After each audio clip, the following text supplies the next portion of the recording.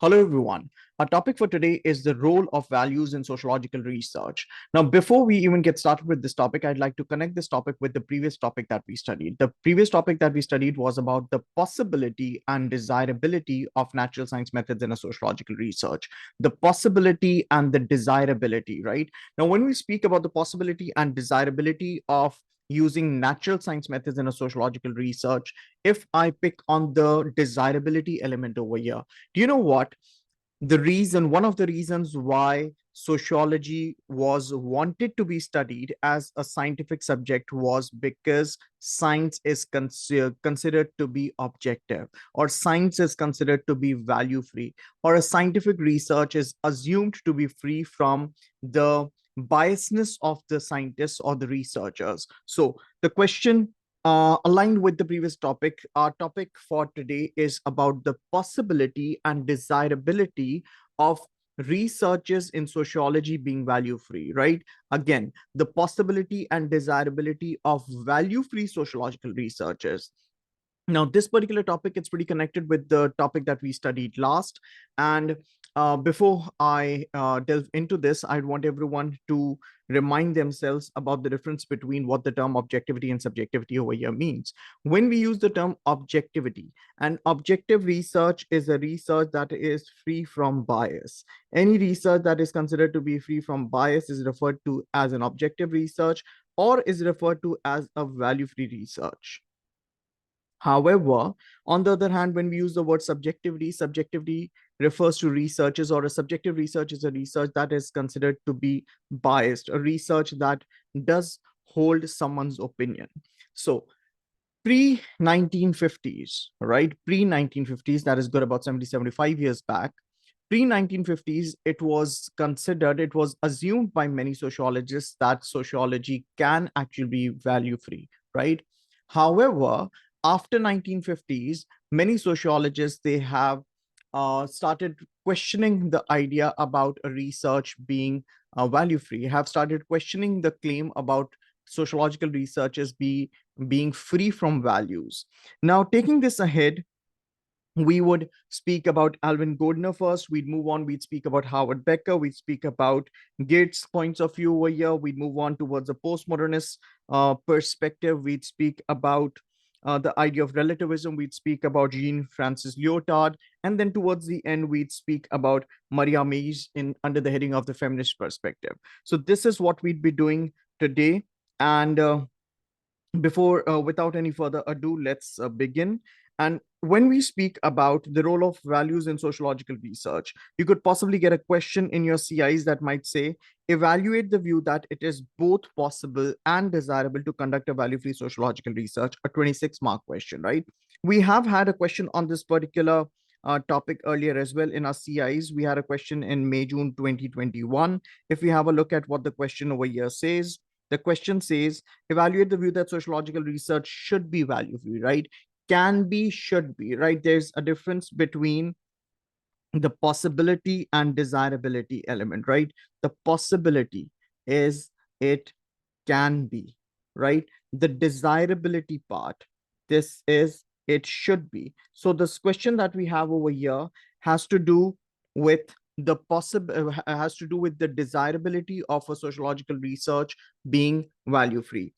Well, we'd further discuss this question once we're done completing this topic, but let's get started with the topic now.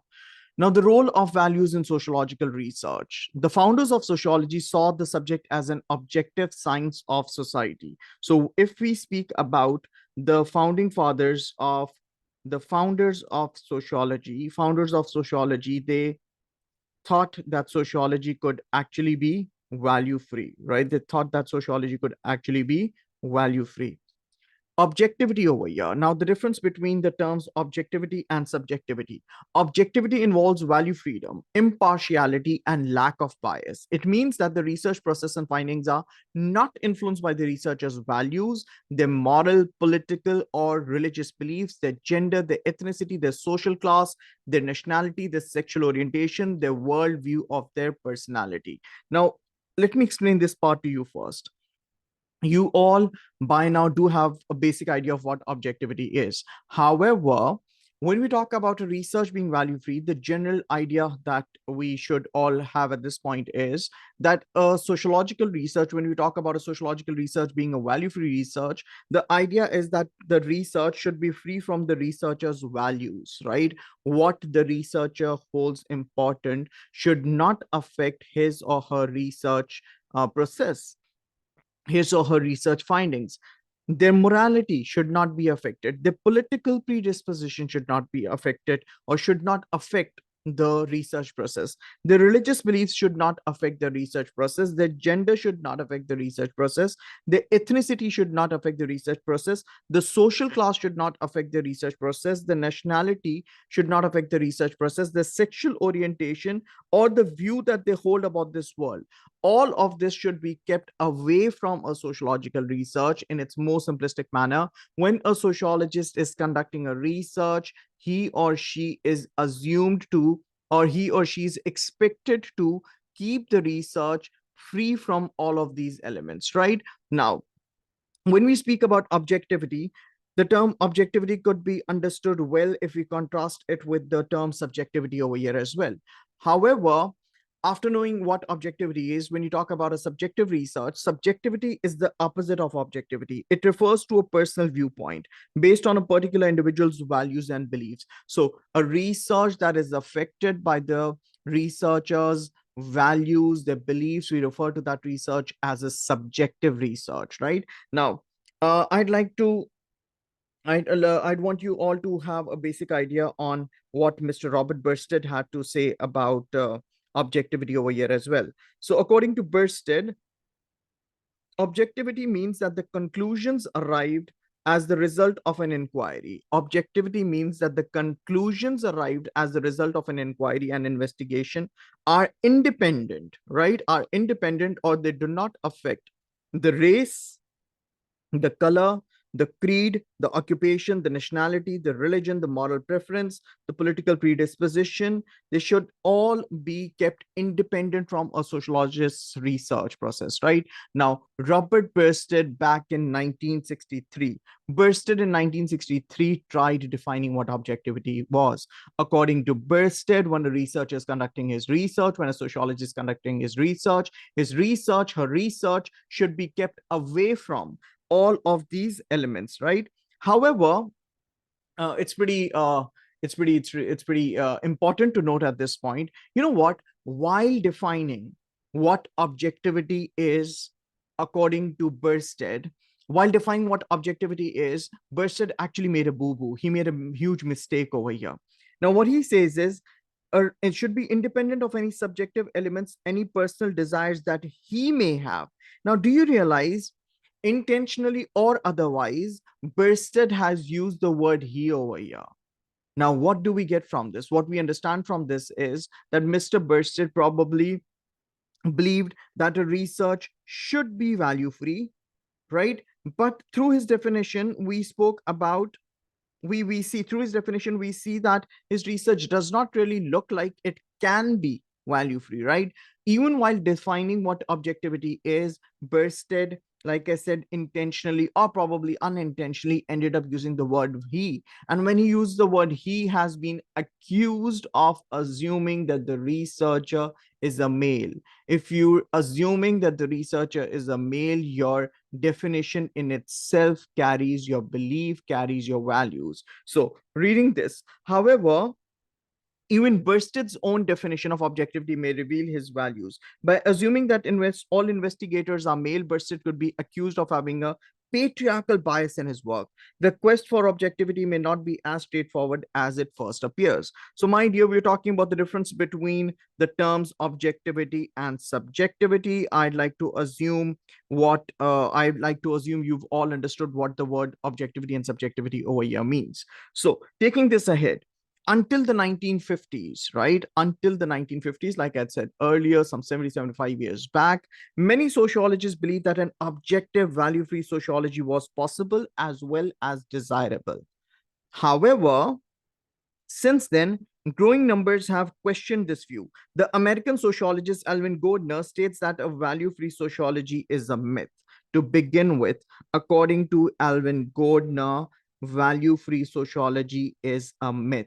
Value-free sociology is a myth. Value-free sociology, according to Alvin Gordner, is a myth. People keep on talking about researchers being value-free, but according to Alvin Gordner, this is something that is unattainable. This is something, or values are inevitable, unavoidable when it comes to a research, right? So Alvin Gordner stated that a value-free sociology is a myth, that it is absurd to claim that it is possible. He believes that his political views led him to condemn the system of social inequality, which generates poverty and powerlessness. Now, while explaining this claim that Gordner makes about a value-free sociological research being a myth, he tries to give an example of his own. According to Gordner, his political views led him to condemn the system of social inequality. According to Gordner, his own political views ended up affecting his research, right? So when he believes as a researcher it is not possible. It is not possible, according to him, to be able to conduct a research which is value-free. Hence, he uses the word a myth for a value-free sociological research.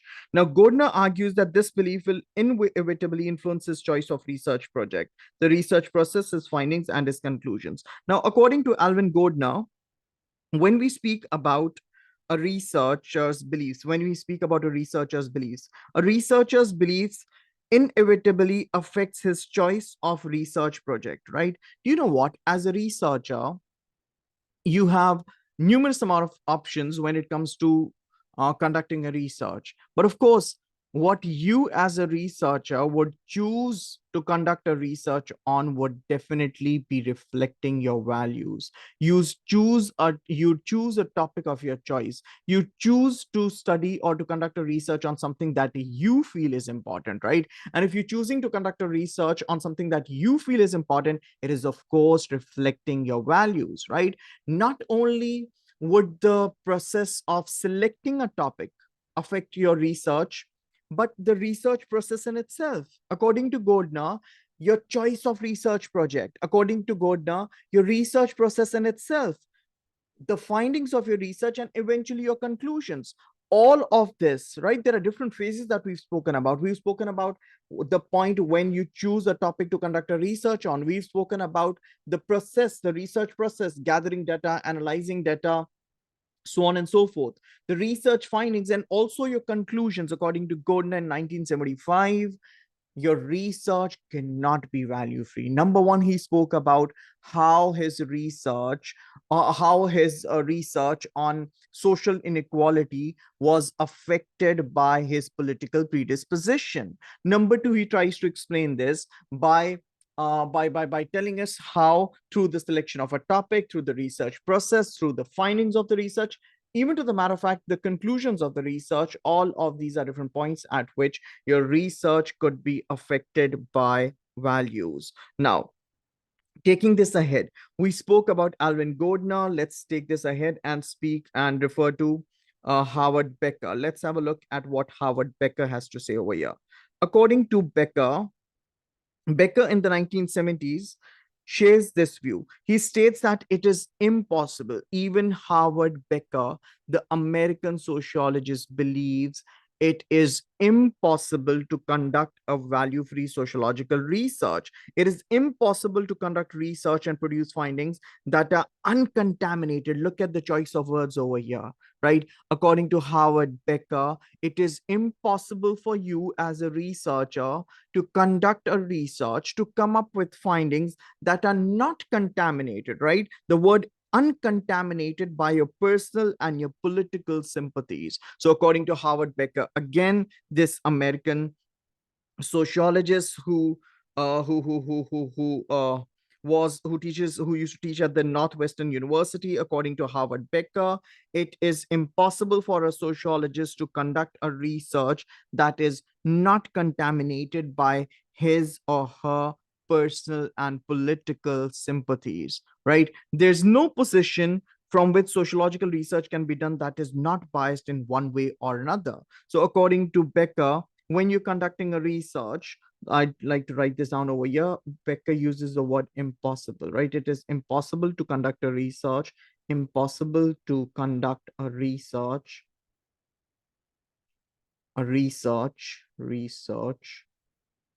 that is not contaminated, the word contaminated, with the personal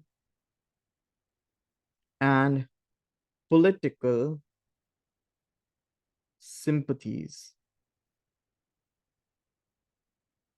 Impossible to conduct a research that is not contaminated with the personal and political sympathies of the researcher.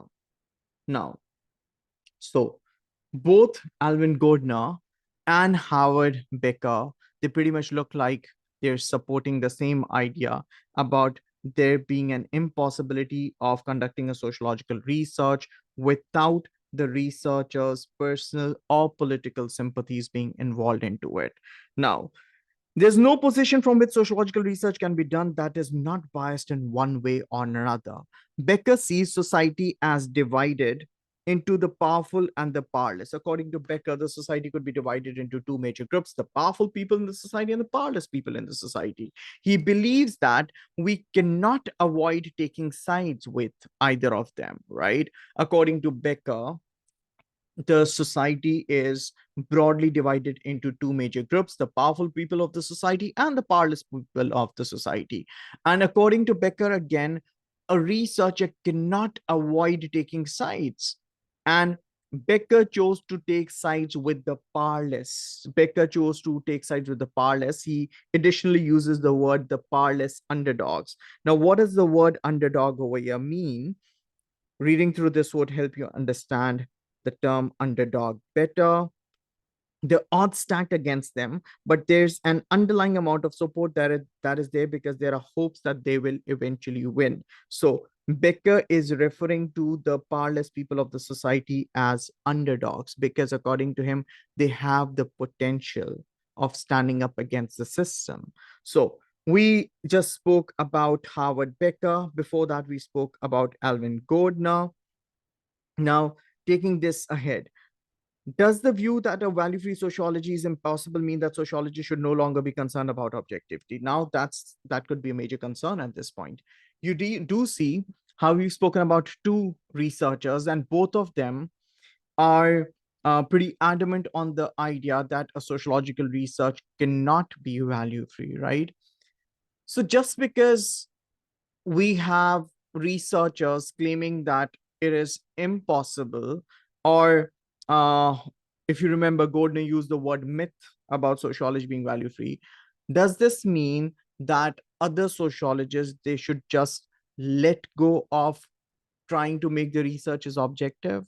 Or do you think that sociologists should no longer be concerned about objectivity? Do you think that sociologists should just let the entire idea of objectivity be? Do you think they should continue to conduct researches in a subjective manner? Question mark. Now, does the view that a value-free sociology is impossible means that sociology should no longer be concerned about objectivity? Many sociologists see the pursuit of objectivity as essential. So there are many sociologists who believe that a research should be value-free, right? Should be value-free, the desirability towards a value-free research. Becker puts it in this way: our problem is to make sure that whatever point of view we take, our research meets the standards of good scientific research. So Becker, even when he claims that it is impossible to conduct a research which is not contaminated with our personal or political beliefs, he still believes that it is the researcher's responsibility. According to him, it's the researcher's responsibility to try to meet the standards of a good scientific research. Now, how do you do that? According to him, that our unavoidable sympathies do not render our results invalid. So, according to Becker, a sociologist or a researcher is a human being, and a human being with a lot of potential of adding biasness to his or her work. So, according to Becker, holding sympathies for a particular group is unavoidable. This is something that is bound to be there. Nonetheless, he further adds that while you're conducting a research, as a researcher, you should try to the best of your capacity that your research, that the sympathies that you hold, that the sympathies you hold, they do not render your results of the research to be invalid, or the sympathies you hold should not affect the validity of your findings. The sympathies that you hold as a researcher, that Becker believes are inevitable, unavoidable, those sympathies should not affect the credibility, the validity, the accuracy of the research process and its findings. What does this mean in practice? According to Becker, it means we as in the researchers, a sociological researcher. Now, according to Becker, it means we must not misuse the tools and techniques of a discipline. Now, Becker's come up with a way. According to Becker, while conducting a research, it is the sociologist's responsibility to not misuse, the tools, the techniques of our discipline, that is sociology. Do not misuse the research techniques, do not misuse the research tools. It means that sociologists should avoid asking leading questions, right? If you're asking leading questions, you're, of course, misusing your research tools, right? They should avoid advertising their sympathies to research participants, right? According to Becker, like he said, he very openly acknowledged the support that he showed for the powerless people. But according to him, when you're conducting a research, do not advertise your sympathy towards a research participant, or do not encourage them to give a particular response. So in a nutshell, according to Becker, it is impossible to conduct a value-free sociological research. Nonetheless, it is pretty important that a sociologist tries to meet the requirements of a good scientific work. According to Becker, try keeping your unavoidable sympathies away from the results of any particular research. Try not to misuse your research discipline, your research tools, right? How do you not misuse your research tools? According to Becker, do not use leading questions. Do not advertise, or do not make it obvious to someone if you're holding sympathies for them. If you're conducting research on them, if you're holding sympathies for them, do not make it very obvious. Do not advertise it. Do not encourage your participants to be responding in a particular manner, right? Sociologists should not reject findings which go against their sympathies. So if you as a researcher, you come across something that is not in line with what your narrative was like, let it be. It is okay. It is okay. You do not need to push participants to give answers in a manner that your narrative gets support. Sociologists should not reject findings which go against their sympathies. Becker argues that sociologists should be as objective as possible. They should guard against their personal and political commitments. So, see, like he had earlier acknowledged, that your personal, your political beliefs, they are going to be there. Try guarding yourself from them. Beck argued that sociology should be as objective as possible. Sociologists should try to guard against their personal and political commitments and do the best to avoid distortion. This might bring, they might bring to the findings. So even when Becker believes that it is impossible to conduct a value-free sociological research, he at the same time believes that a sociologist should try to the best of his or her capacity or potential to avoid the researches being distorted, to avoid the validity of the researchers getting affected, right? So we spoke about Alvin Gardner, we spoke about Howard Becker. We take this ahead, and I'd want you all to know about Clifford Gates, this American anthropologist, this American critique who recently passed away in 2006, relatively recent. So Gates was an American literary critic anthropologist who's remembered mostly for his strong support for and influence on the practice of study in cultural symbols, and who were considered for 3 decades the single most influential cultural anthropologist in the United States. So Clifford Gates, taking this ahead. Now, this is a very interesting one. This idea put forward by Clifford Gates over here. Most sociologists recognize that complete objectivity is impossible, right? But this does not mean giving up on objectivity.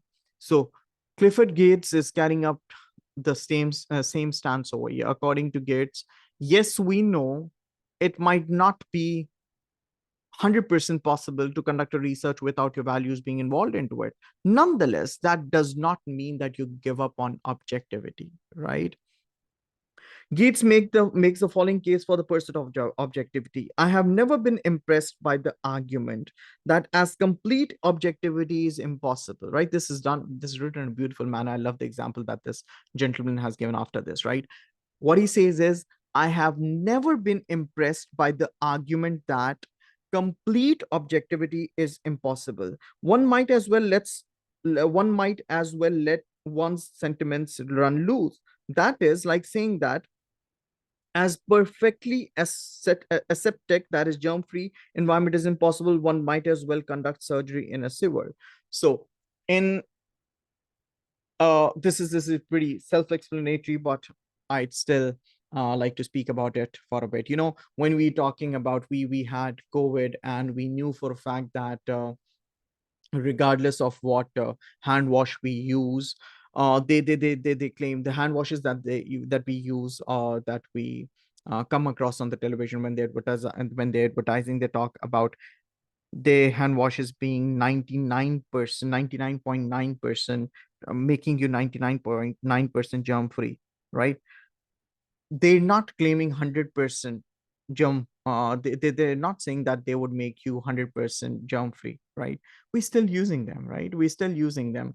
So according to Gates, just because 100% accurate or 100% value free research is not possible, that does not mean you would let go of the idea of objectivity in itself. According to him, that a perfectly aseptic germ-free environment is impossible, right? I mean, if you've ever walked into an operation theater, I mean, if you've been visitor to someone, maybe you must have seen about how cautious the hospital staff is about uh, trying. They're always trying their level best not to carry germs inside the operation theater, because they want to keep it as germ free as possible, right? Even when they're trying to keep it as germ free as possible, 100% germ free environment is not possible. I mean, they tried to the best of their capacity, but 100% germ freedom, 100% being free from germs is impossible. Does that mean, according to Gates, that you would start conducting researches, or you'd start conducting surgeries in a sewer, or you'd conduct researches in a gutter? You wouldn't, right? You wouldn't, because even when you know that 100% germ-free environment is not possible, you still try to the best of your capacity to conduct your surgeries in as clean of an environment as you possibly could. So, my dear, we spoke about Goldner, right? We spoke about Alvin Goldner, we spoke about Howard Becker, and we spoke about Gates. In between, we had spoken about Bernstein as well, Robert Bernstein, when we spoke about the definition of objectivity. So, taking this ahead, we are done with this part. We're done with this part. We're done with this part. Now, this is what we'd be taking into account. We discuss the postmodernist view of objectivity. Now, as we speak about this postmodernist view on objectivity, I'd want to remind you all of what postmodernity is. I'd like to assume rather that you all do remember what postmodernity is. If not, you could just pause this video over here, try to copy this down so that you understand postmodernity better. So yeah, I hope you're all done copying this down. Now, let me explain you this idea of postmodernism. Most of you would know about what this is, but just to be on a safer side, I wouldn't want to risk it. I'd want you all to understand what postmodernism is before we could even take this ahead. So, our society, my dear, you all know that our society has evolved, and this is continuous evolution that our society has gone through. Initially, we had the hunter-gatherer groups, followed by a pastoral society, followed by an agrarian society, that is an agriculture-based society, followed by cottage industry. Then came industrialization. With industrialization came modernization. And today we have post-modernity. So in its literal term, when we use the word post-modernity, we are talking about an era that has come after the modernist era, right? Now, this modernist era came, my dear, along with industrialization. Industrialization, when there were massive amount of industries being set up, which led to a change. There was this change. There was this uh, change in the society that also included cultural aspects, right? So, along with modernity, along with industrialization, came modernization, and then we speak about the some of the modernist theories. Yes, functionalism, Marxism, feminism, interactionism, so on and so forth. All of these classical theories, they are all referred to as modernist theories, right? Now, I'd like to assume you all know what modernity is so that we could proceed with what post-modernity is. Post-modernity, I mean, if I may put post-modernity in the most simplistic of form, when you talk about a postmodernist society, you're talking about today. You're talking about the contemporary society, right? There are four different elements that I'd want you all to keep in mind regarding postmodernism.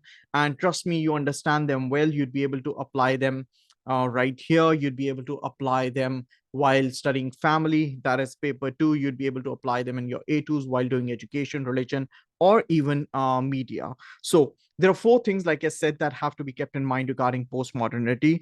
To okay, I'm not saying this is all what postmodernity. This is all what postmodernity is all about, right? Nonetheless, these four things, if you understand them well, this would help you understand the topics ahead really easily. So, to start off with, when we speak about postmodernity today we talk about technological advancement. Look at this. I'm recording this so that you guys could watch this whenever you want, so that you could take notes on this. Do you think anyone would have thought of this some 10-15 years before back? I don't think, at least I didn't, right? So today there's technological advancement in almost everything that we come across. One. Number two, another characteristic of postmodernity is us having more of choice today. The amount of choice that you have today is a lot more than the amount of choice people had in the last decades. Number three, postmodernists, my dear, are against meta narratives, a narrative or a story, right? A narrative or a story. Now, these postmodernists, we discuss this ahead under the heading, under the postmodernist leotard, though. Postmodernists believe all of these modernist theories, they are nothing more than a narrative or a big story. I repeat, according to postmodernists, all of these modernist theories, they are nothing more than a narrative. They're nothing more than an explanation as to how the society works, right? Now, when you talk about when we referring to all of these theories as meta narratives, you do understand that functionalists have their own explanation as to how the society runs and operates. Marxists, they have their own explanation as to how the society runs and operates. Feminists have their own explanation as to how the society runs and operates. Interactionists at the same time have their own explanation as to how the society runs and operates. Now, how could all four of them, I mean, there are a lot more, and we're just discussing these four over here.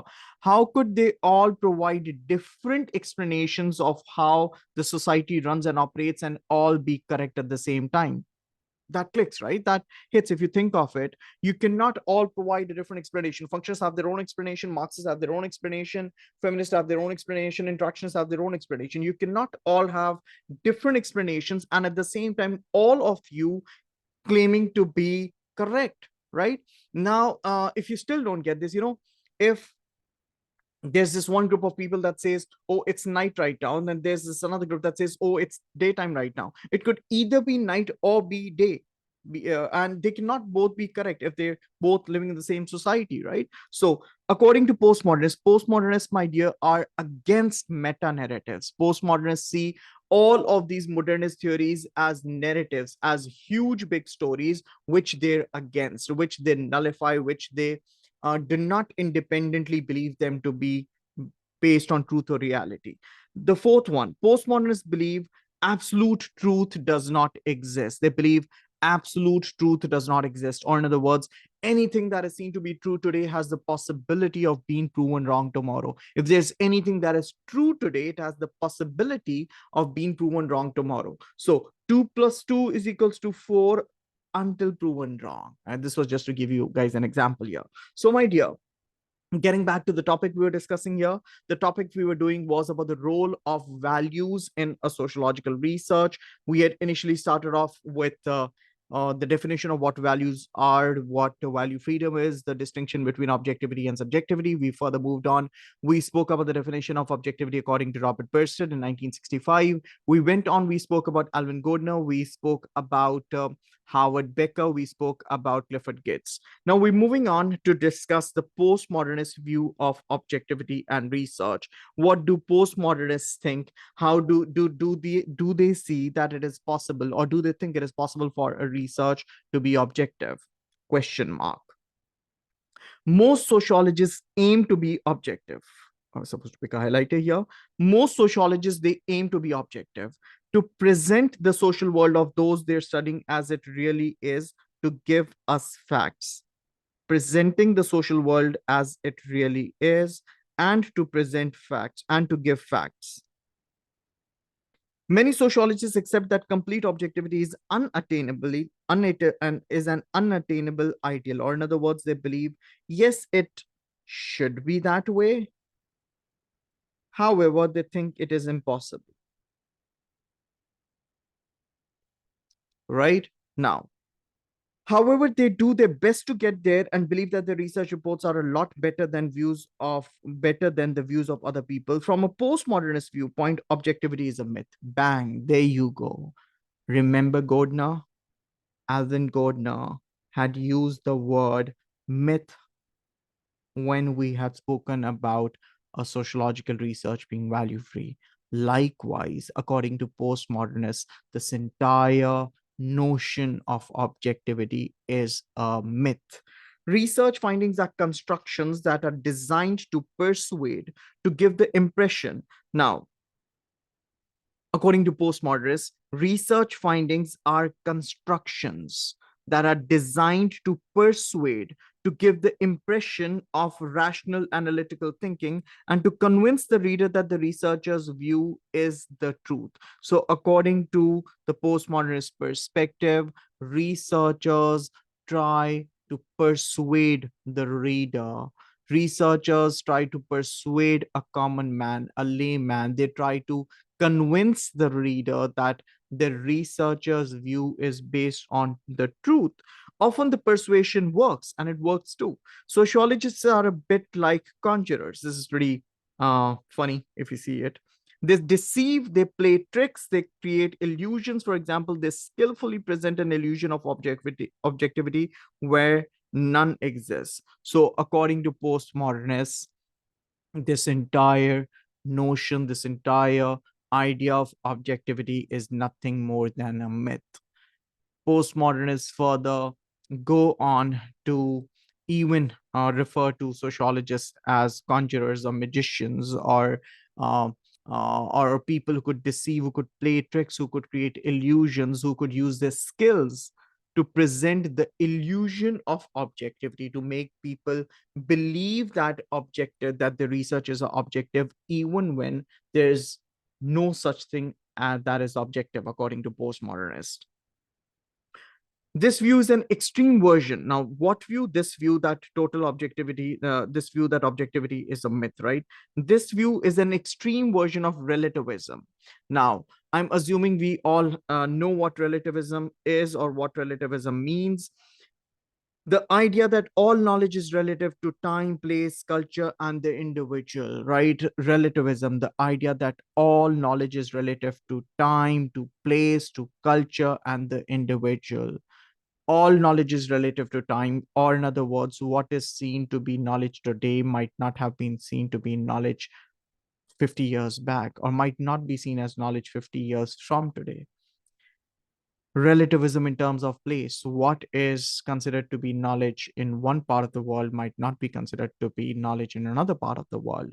Likewise, culture. What is seen to be knowledgeable in one culture might not be seen to be knowledgeable in another.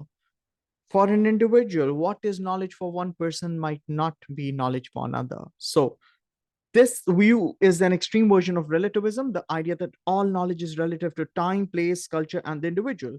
According to this view, there is no such thing as objective knowledge because everything is seen through the lens of our values and experience, the time we live in, and our culture. Sociological research is not and cannot be objective. So, my dear, from the relativist point of view, sociological research cannot be and is not objective. From the postmodernist perspective, there's no such thing as objectivity. Do you see the strong amount of rejection towards the idea about the possibility of a sociological research being value free, right? Now, postmodernists reject the idea that it is impossible to produce valid knowledge. Instead, many postmodernists argue that all knowledge, including that produced within sociology and the natural science, is relative. It is relative and uncertain rather than absolute. Remember, it is rather than absolute. Remember what I said right at the beginning. Absolute truth is does not exist, right? Or there's no possibility of there being any sort of absolute truth. So, yeah, there are many versions of reality. Again, what is real for me might not be real for you.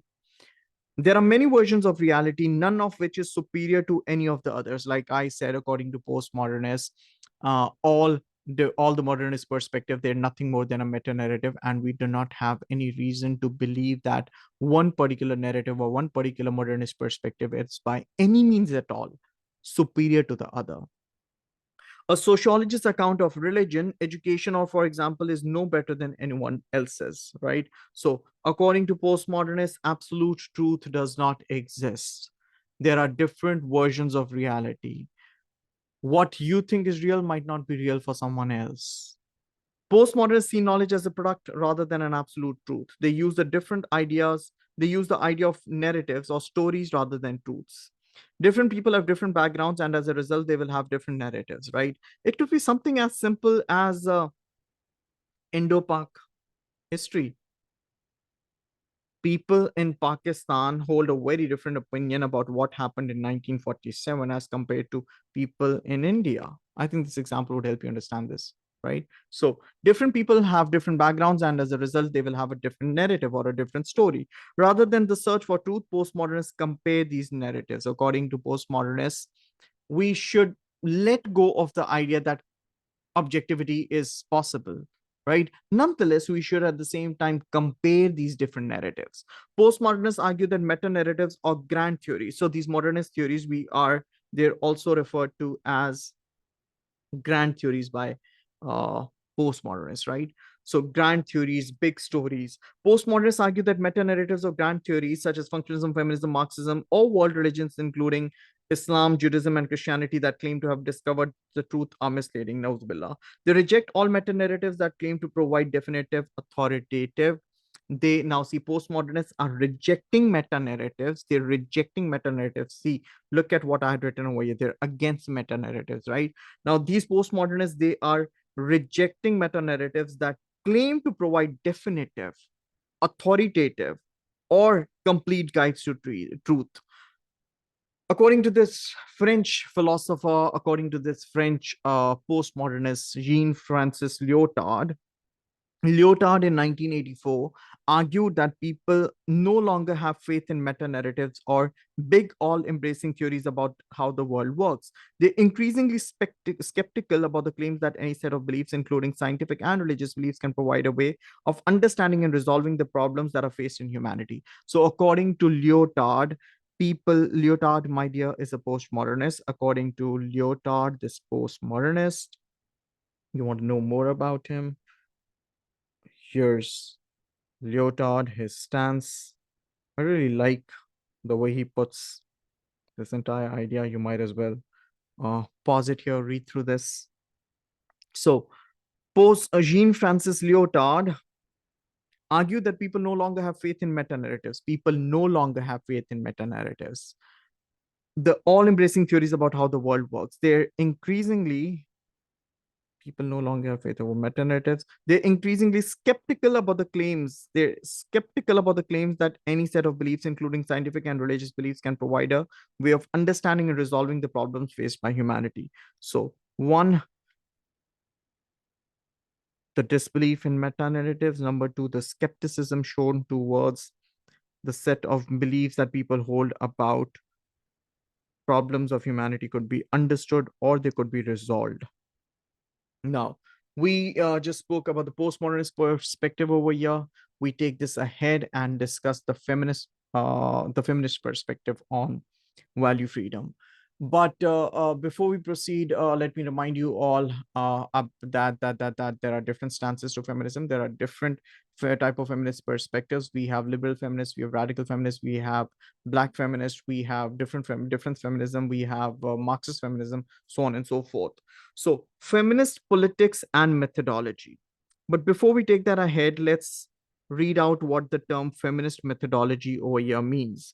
Feminist methodology, a methodology that is designed to reflect ideas and values that are ideal for females.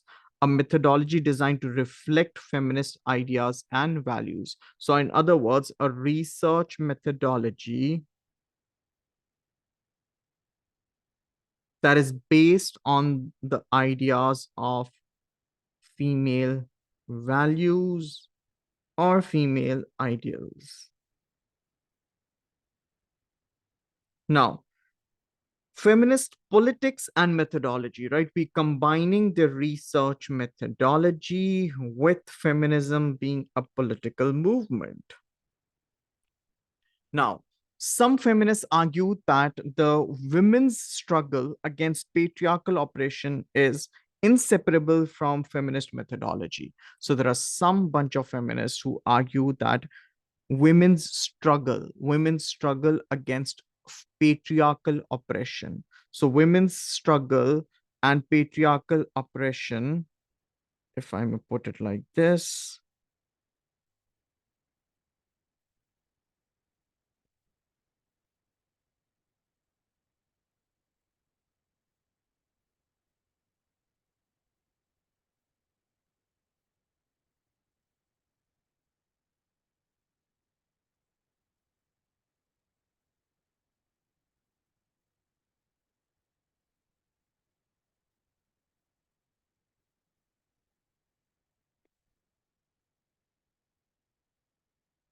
so according to many feminists, you cannot assume that women, even when they're struggling against patriarchy,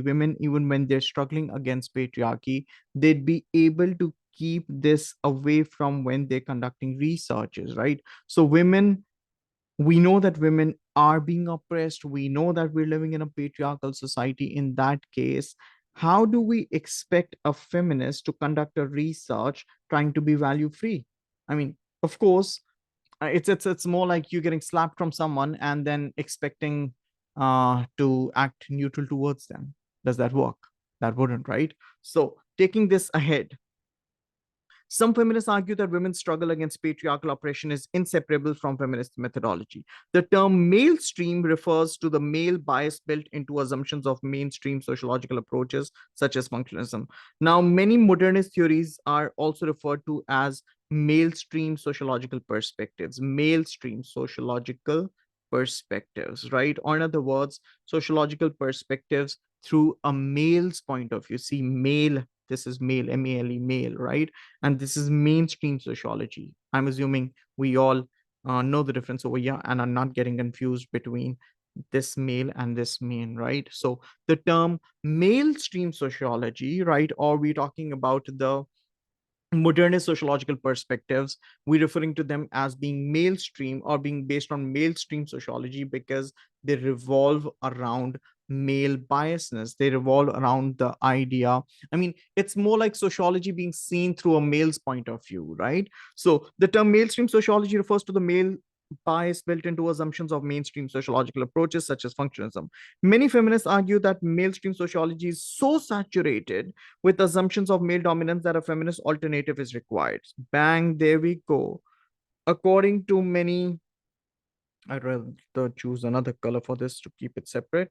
So, there are some sociologists that believe that the typical male stream sociology, which is also the mainstream sociology, it is so saturated today that an alternative feminist view is required, or an alternatively a feminist methodology is required, right? And alternatively a feminist methodology is required.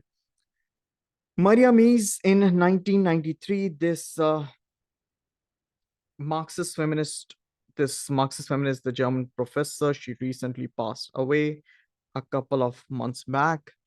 Now, Maria Mies was a German professor of sociology, a Marxist feminist, an activist for women's rights, and an author. Let's have a look at what this lady has to say over here. Maria Mies, in 1993, provides an example of this approach. She argued that the idea of so-called value-free research has to be replaced by conscious patriarchy. Conscious partiality. Conscious partiality. Now, when we use the word objective,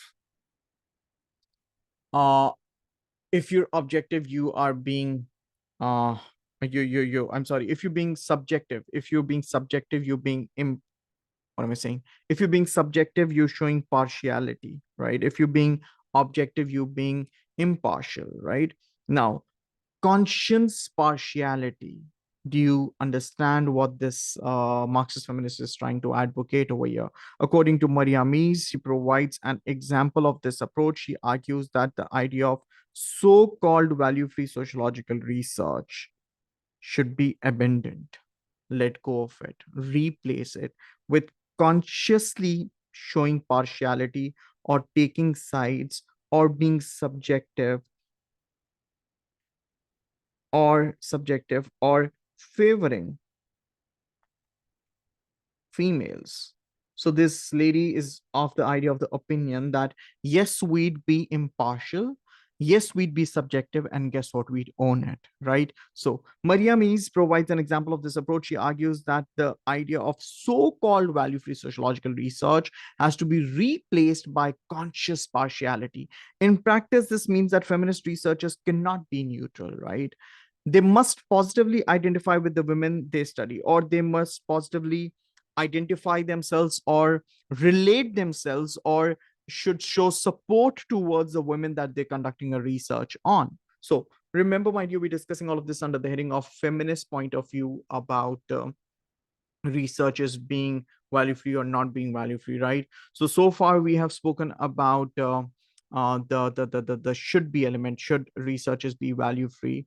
Most of the theories that we've come across so far, they have spoken about how it might not be totally possible to conduct a value free sociological research. Nonetheless, they held the opinion that it is something that is ideal but not possible.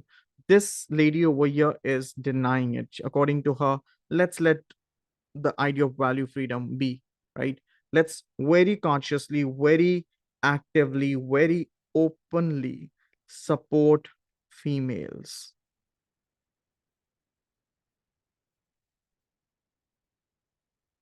Let's identify ourselves with them. Let's make it relatable towards females, right? Now, Mies argues that valid knowledge can only emerge from the struggles waged by the oppressed against their oppressor, the struggles waged by the oppressed against the oppressor, right? When we talk about oppressed, we're talking about females, we're talking about women, oppressors, the males or men. The journey to truth involves just the opposite of value freedom. It requires a wholehearted commitment. It requires a wholehearted commitment to women's liberation.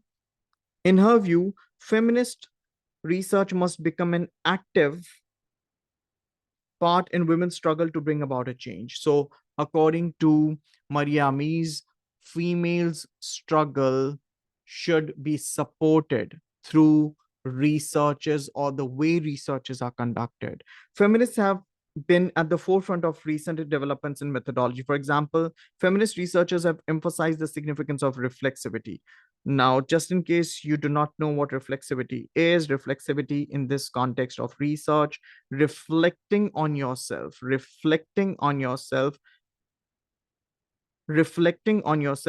back at your research and examining how your values and background might have influenced your findings, right? So they advocating the idea of reflexivity here. Reflect back on yourself like a mirror reflects.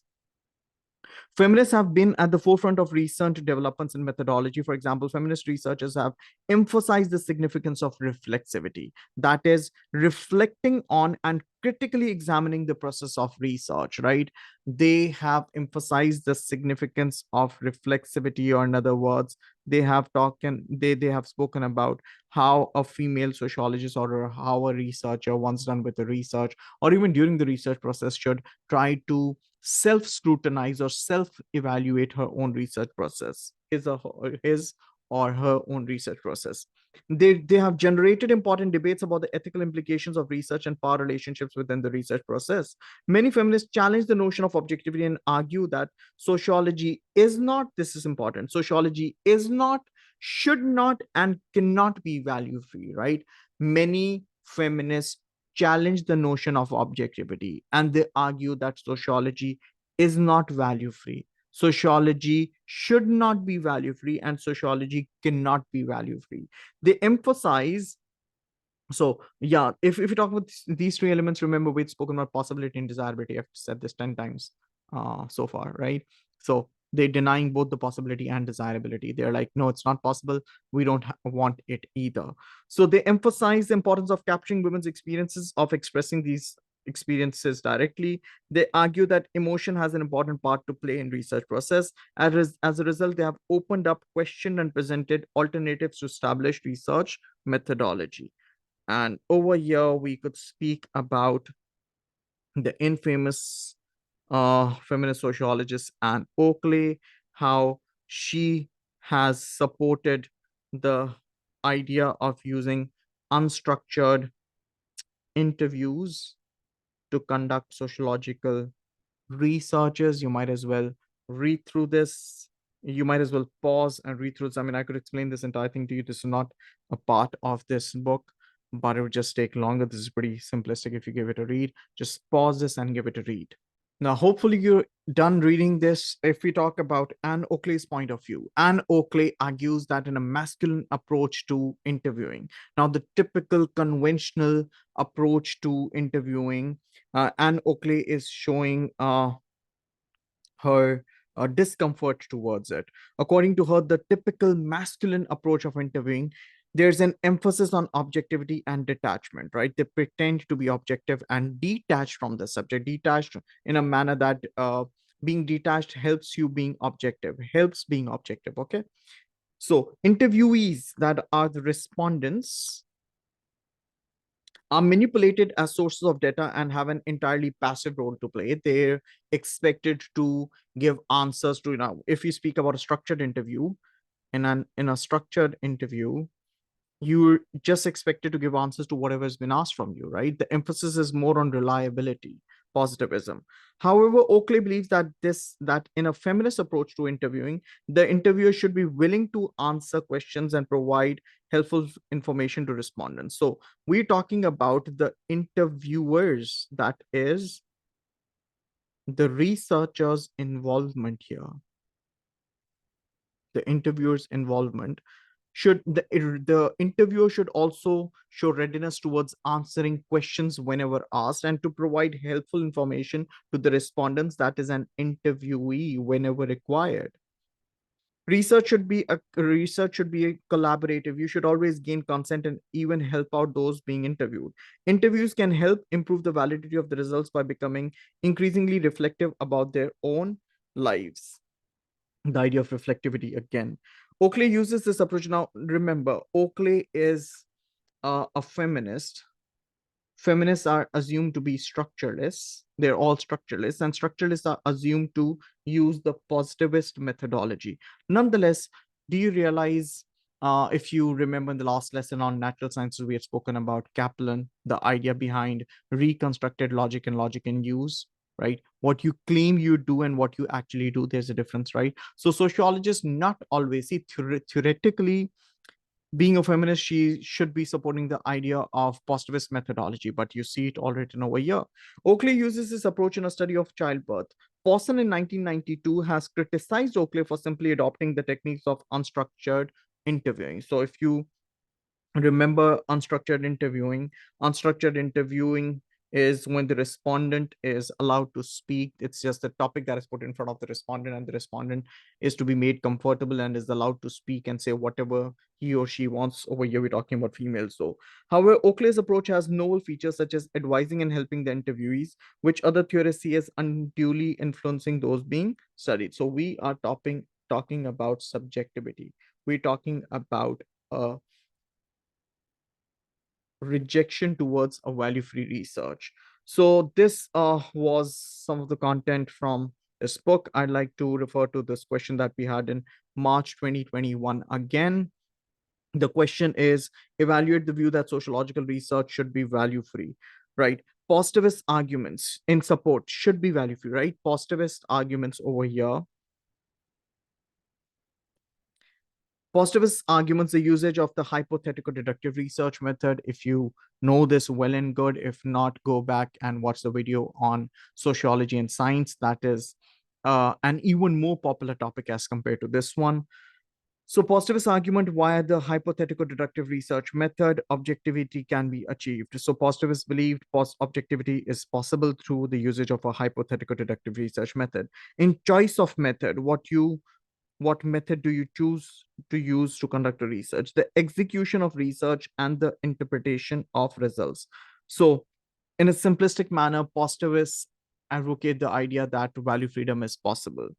It is important to resist. It is important to resist the imposition of subjective elements like values that distort researches. Again, the idea that is put forward over here about how it is how it is impossible, how it is what do you call it how it is how even when it's impossible, the sociologist should try his level best to resist allowing values to be a part of the research. Popper's view that value laden theories will eventually be falsified. Falsification, again, if you do not know this, refer back to the video on science and sociology, and you'd understand this. A realist view, a postmodern position. Now, both of these topics, sociology and science, and value-free sociological research, they all come under the same main heading, right? So if I may be able to show this to you as well. So if we have a look at this topic over here, it says, uh, yeah, it says sociology, the natural science and values. So it's combined, if you combine it together, it's the same topic. There are two different parts of a topic, the use of natural science methods and values. Against the view, you could talk about partisan sociologists. Partisans are the ones who take part, or the ones who are being partial, or who very openly taking sides, such as Becker we spoke about. I mean, Becker himself was pretty clear about his support towards the barless people, right? Or some Marxists and feminists believe that researchers should be committed and open in their sympathies. It is impossible, the second point against this idea, it is impossible to fully separate values from research, so researchers should be clear about their values, right?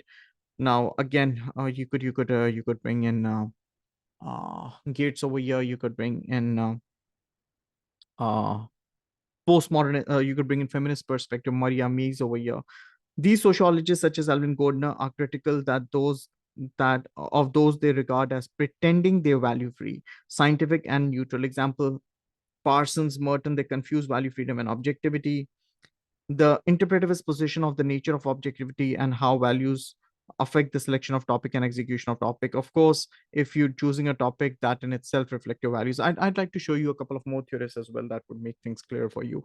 So Weber's view that sociologists cannot be value free in selecting topics, and that their choice of topic and methods will reflect this, but they can be objective in their research. So let me show a bit to you all. So look at this. I think it's a bit blurry, but Hopefully you'd be able to get through this. Many of the founders of sociology believe sociology could and should be value free. Early positivists such as Comte and Durkheim argued that objectivity was attainable by adopting a scientific methodology. Marx also believed his sociology was objective and scientific, although he saw society very differently. Come on, now Karl Marx is talking about him being objective. Karl Marx, right? He was very openly against capitalism. Nonetheless, he claimed that his research was value free. On the other hand, if we speak about Weber, Weber did not think complete value freedom was possible, but he did believe that once a topic for research had been chosen, the researcher could be objective. So, according to Weber, when you're choosing a topic, uh, I mean, amongst the what do you call it? Uh, the hundreds and thousands, or rather say infinite number of topics that you have on which you could possibly conduct a research, you would choose one, right? When you're choosing a research, or when you're choosing a particular topic that you'd want to conduct a research on, that would definitely reflect your values. Nonetheless, after you're done choosing your topic, you should try your level best to be objective. Weber, again, he argued that sociologists should not make value judgment. That is, they should not state what aspects of society they found desirable or undesirable. Despite the claims of these important sociologists such as Comte, Durkheim, Marx, and Weber, it is doubtful whether their own work met the criteria necessary for complete value freedom. Functionalism in general have been accused of holding politically conservative views and assuming that existing social institutions such as serve a useful purpose. This implies that anything other than a slow evolutionary change is harmful to society. Now, functions, even when they claim to be value free, even when functionists claim to be value free, we do know that functionalism as a perspective believes that the different structures that we have in a society, they're all working towards the betterment of the society. And if you're amongst the people who believe that the structures of society, they work towards the betterment of society, isn't that your values? Question mark. We could take this ahead. We could speak about uh I mean, there's more content that we could keep on adding to this as well. Uh yeah, this could help you a bit as well. So yeah, sociology being sociology, a lot of content, but we need to restrict ourselves at some point or the other. So yeah, this, my dear, is an end to the topic, the role of values in sociological research. I hope this video helped, and I'd strongly like to advise you to watch the video on sociology and science if you haven't as yet. And yeah, this is pretty much it for the day. Take good care of yourselves. Stay happy, healthy, safe, and protected. Stay humble, spread positivity, spread smiles, and Allah Hafiz.